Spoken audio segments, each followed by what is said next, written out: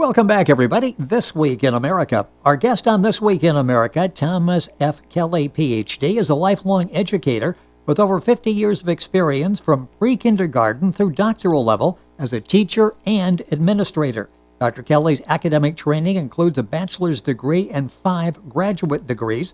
Professional experience includes working poor and minority, middle class, affluent students, and adults. When he talks about education, well, people listen. Dr. Kelly is the author of We Can Do More and Better with Less, Education Reform Can Work, the 2019 edition.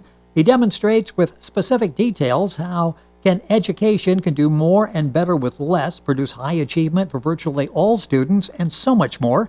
He feels the only limitation to people's ability to learn is how many opportunities they have to learn. Dr. Thomas Kelly, author of We Can Do More and Better with Less, Education Reform Can Work, the 2019 edition, joins us on This Week in America. Dr. Kelly, welcome to the program. It's great to have you with us. Delighted to be here, Rick. Thanks for the opportunity. It is our pleasure. So much to talk about, so very important topic, and you've had vast experience basically in all areas of education. What was the inspiration for writing this book? Well, my experience, 50 years was my career, it has been unique. I have learned how to transform the system, and it desperately needs transforming. And so I have 50 years and had the opportunity to learn and do so many highly effective things. What I've done, the extraordinary results I've seen versus the massive mediocrity in student achievement, dropouts, discipline problems, and failure produced by the present system. We can do much better now for all students. So I've seen what is possible, and I want it for all. That's my inspiration. And my work experience started in a middle school in a high-poverty area in the South Bronx in New York City. My students were all poor minority kids. One example I always remember is Raymond, who entered my 6th grade class reading at a 1st grade level. By June, he left reading at a 6th grade level. He gained 5 years in 1 year on a standardized reading test. Remarkable. By the way, he was labeled a slow learner. I've also worked with elementary special education students in Westchester, New York, in a BOCES special education school. I had the opportunity to work in an affluent area with high school students in Connecticut.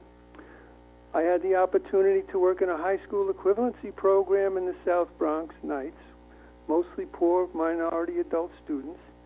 And finally, I've taught at college and graduate levels, including the doctoral level. My definition of failure is when a student does not reach their full potential. My definition of a successful K-12 system is one in which all students graduate at a 12th grade achievement level, with most well beyond that level. The present system is not near that kind of achievement. The present system is failing the students. In the book, you talk about a 19th century school system in a 21st century world. Explain what you mean by that and why it's so detrimental to education today.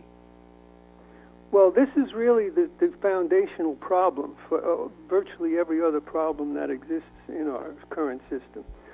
The structure of our K-12 system has not changed in 200 years. It was created to serve an agrarian society. Very few people required a high level of education to work and function in that society. Our 21st century society is radically different. Requires a high level of education for all. But it's operating in the same educational structure that was and is not to this day designed to provide that education. The present K-12 system is producing what it was designed to produce. Relatively high achievement for a very small percent of our students. Even our best students, by the way, could learn a whole lot more. They can learn far more than they do now. With us on the program is Dr. Thomas Kelly. He's author of the book, We Can Do More and Better with Less, Education Reform Can Work, 2019 edition. The book's available at Amazon.com. And if you go to our website, thisweekinamerica.us, you can click on directly to Dr. Kelly's book and get information there as well. You talk about we're a nation of underachievers. Explain that to us.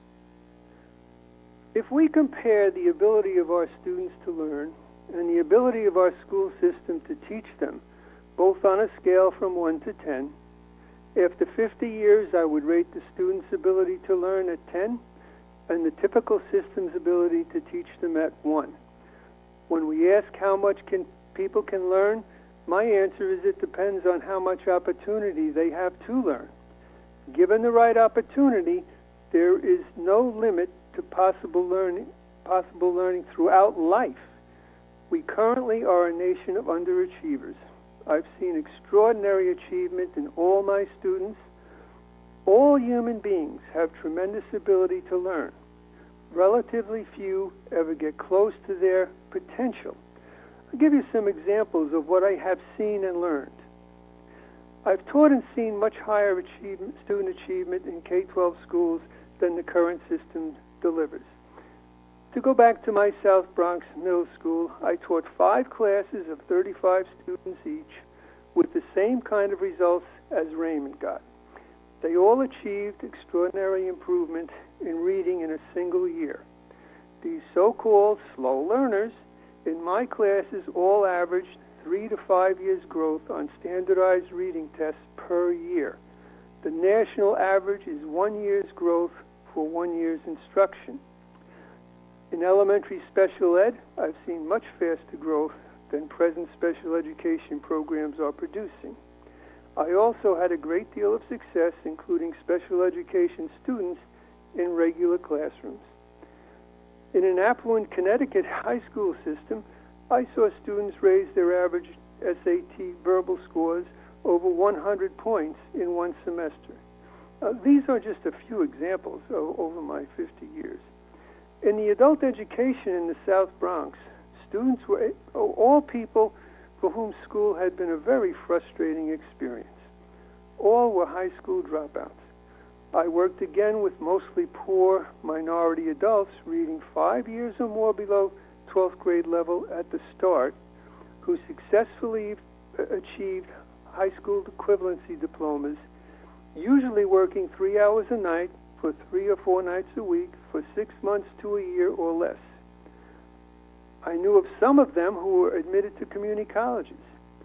A high school equivalency diploma opens many opportunities to people without a high school diploma if they do not have it. While teaching graduate students in a doctoral program, all of my students, over 100 of them, successfully completed their doctorates. None failed to finish, which is unheard of in virtually all other doctoral programs. Typically, many students drop out. In addition to my own teaching as an administrator, I have successfully taught other teachers to do the same kind of things with the same kind of results. If we could do it, so can others. While all human beings have tremendous ability to learn, relatively few ever get close to their potential. So we currently are a nation of underachievers. The good news is that can change rapidly with the practices described in this book. And the book is... Catalyze it. Yeah, the book is so important. It's available at Amazon. You can link on by going to our website, thisweekinamerica.us. The book is We Can Do More and Better with Less. Education Reform Can Work. The author is Dr. Thomas Kelly, our guest on the program. We've talked about some of the methods, the practices that you've developed and used. Talk a little bit more about the success that you've had, because what you've developed, these practices, really are producing amazing results, aren't they? Well, they were amazing to me at first, Rick, but now I expect them. It's your expectation now. Yes, absolutely, and it doesn't matter who I'm teaching. I expect them. So let me go back again to my middle school in the South Bronx. By the way, I learned so much going through this process. So I was a teacher, but I was always also a learner. Yes. Where all my students were labeled slow learners. There was nothing slow about them. They were stuck in a dumb system. I've seen classes labeled as discipline problems with no discipline problems. I've accepted severe discipline problem students in my classes throughout my long career and never had a problem with any of them. I've seen all students progressing rapidly from wherever they start, regardless of race, ethnicity, gender, or age, to a 12th grade level and beyond. The methods I'm referencing work with all students. What can be done? You bring up something interesting. We hear a lot about the achievement gap between races, genders, and other groups. What can be done to eliminate that? This is a really frustrating thing for me. It can be totally eliminated. The truth is that all human beings learn the same way, regardless of poverty, gender, race, ethnicity, age, or any other stereotype we may label them. The book explains how all people learn the same way in detail. There's no difference among all of humanity in how people learn. Current attempts to teach based on race, gender, socioeconomic status, and other stereotype differences completely miss the point. We have to recognize that what we're doing is not working. The book is such an important read by Dr. Thomas Kelly, We Can Do More and Better with Less, Education Reform Can Work, the 2019 edition. It's interesting because when we talk about education issues, we hear a lot about the income gap. Can we do anything about the income gap, and how big a problem is that? Again, this has been very frustrating for me because the income gap is actually a product of the education gap. It is an effect caused by the present failing education system. When all students are empowered to learn to their actual potential, the income gap will simply fade away. It'll be gone. The income gap is an effect of the education gap. Fix the education gap, and the income gap will go away. A teacher is a person who empowers people to learn. We need an education system that empowers teachers to teach. Current teacher preparation programs are teaching the same things they did for the last 100 years. We should remember that the achievement gap is a critical factor in unemployment, poverty, the prison population. Eliminating it will empower people to be more successful in numerous ways besides getting higher grades and better incomes. It will also increase productivity and drive our economy to ever more prosperity. Improving educational success rates will improve many other areas of human behavior. The title of the book is How Can We Do More and Better with Less? And I will ask you that question. Well, it's we can do more with and better with less. How do we go about doing that? Because it seems like everybody suggests money is what will resolve this issue. Well, this is a case of categorical confusion. We're confusing the categories of quality and quantity. We spend more to do more of the same things. The book gives many examples. We need to change the system. We don't need more. We need better. Present resources are spent to do more of the same, and when we spend money now, we get more of the same results. We must end reliance on the we need more money false solution that perpetuates our current malfunctioning educational system. We need to reallocate the hundreds of billions we spend every year to much more effective practices. We do not need more money. Money is not the problem. It never was the problem, and it's not the problem now. How we spend money to operate a system which has long outlived the society it was created to serve, tragically, no matter how much more money we spend, it simply perpetuates the same dysfunctional system. We look at the system and we see winners and losers. In your book, We Can Do More and Better with Less, you say it's a win-win-win. Explain that for us. Well, as you say, the present system has winners and losers. Yes. We kind of have an assumption that's always got to be the case. Well, it ain't necessarily so. Most of the students, in the sense they never achieve at or near their level, are capable of, they lose. Even our successful students do not achieve anywhere near the level they are capable of reaching. What this book describes in detail is how we can restructure the system to one in which students win with much higher achievement. Teachers also win, with far more academic successes in their classes and virtually no discipline problems. When students are engaged in learning, they are not engaged in discipline problems. Parents and taxpayers win, with all this happening without additional costs and in many cases, actually lower costs. Society wins with more productive citizens, less crime, far fewer prison inmates, and so forth. There will be no losers from the new system. Dropouts will be virtually zero. Discipline problems will be extremely rare. With us on the program is Dr. Thomas Kelly. Spent over 50 years in education, from pre-kindergarten through the doctoral level as a teacher and administrator. His book is We Can Do More and Better with Less. Education Reform Can Work, the 2019 edition. Time running out of the program. Can you point to one thing that can be done that would result in significant improvement for all? I can, Rick. I'm going to give you two because they're both very powerful. Our education system is a system, and systems have subsystems, and some of these subsystems are levers. They're the means to move the whole system. The first one I would say is language is the means to all cognitive learning and must be recognized as priority one for any other learning required. All cognitive learning, including everything else in the academic curriculum, is dependent on language. For example, a 10th grade student with a 7th grade reading level fails 10th grade biology. They actually failed the level of English required to learn 10th grade biology. If their language level was up to the required 10th grade level for biology, they would not have failed.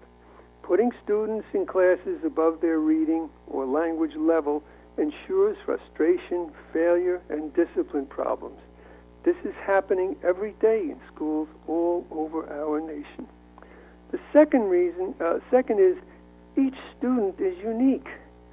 We now have the means to instruct each student at their individual language readiness level. This produces joy in learning and very high achievement for all. Success is highly motivational. Our present one-size-fits-all structure dooms millions of students year after year to work that is too difficult and frustrating for many, or too easy and boring for others. Ironically, our culture, which is obsessed with diversity, overlooks the only diversity that matters for learning, which is individual diversity. Two human beings are the same. We try to instruct to different cultures, races, genders, etc.